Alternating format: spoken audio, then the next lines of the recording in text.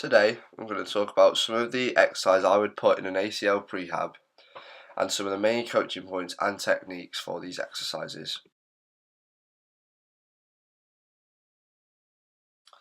The step up is the first exercise I prescribe for my ACL prehab.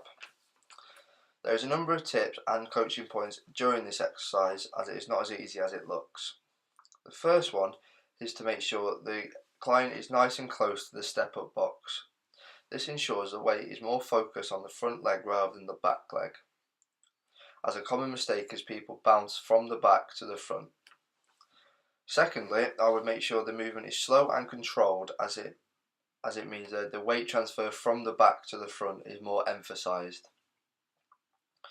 If you found your client was bouncing from the back leg to the front leg, a tip you could give them is to lift their toes off the floor. This would reduce the amount of weight that they can push up through, thus increasing the amount of weight going through the front leg. This is good in an ACL prehab setting as it increases the load on a single knee if you were to focus on one leg, whereas other exercises can often focus on both legs. If you would like to increase the difficulty of this exercise, you could use weights either as a dumbbell or a bag. Also, if you wanted to reduce the difficulty, you could use a smaller box.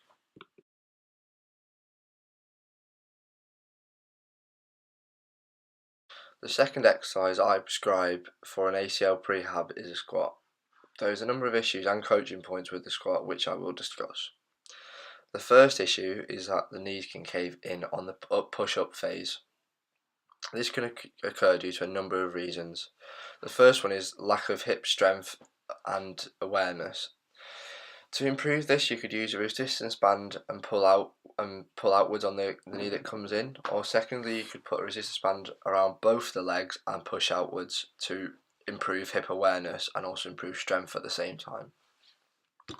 The second issue is that the core could not be engaged. For this you would see a bit of a rounded back.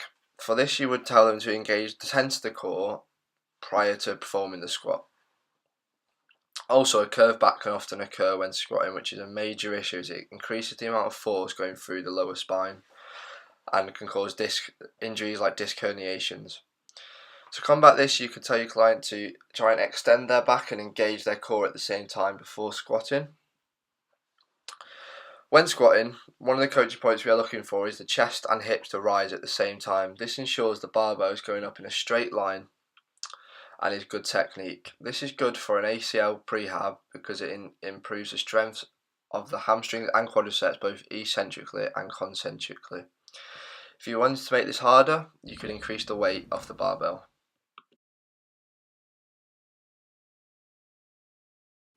The third exercise I would put in my ACL prehab is a lunge on a Bosey ball.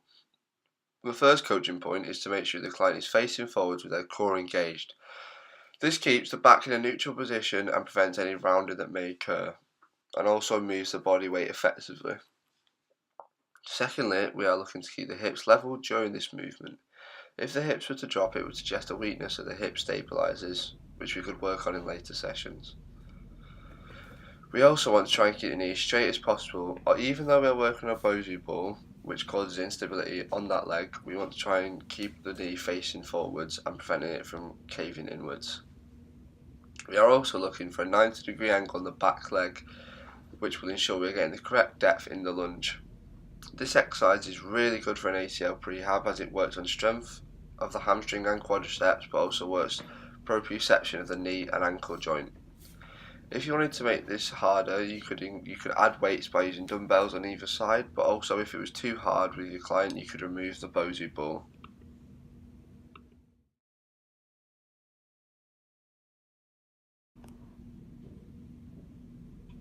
Glute bridge on heels is the fourth exercise I would use for ACL prehab. When prescribing this exercise, one coaching point would be to keep the core engaged throughout the exercise. This ensures the spine and the torso stay flat when pushing upwards. Secondly, you would ask your client to make sure their heels are pushed firmly into the ground, which as a result increases the muscle activation of the hamstrings. To reinforce this, you could ask your client to lift their feet off the floor, meaning only their heels are in contact with the ground. When your client is pushing up, you would suggest that from their knees all the way down to their shoulders is a straight line. This would prevent any potential hyperextension which may occur due to the client pushing up too much.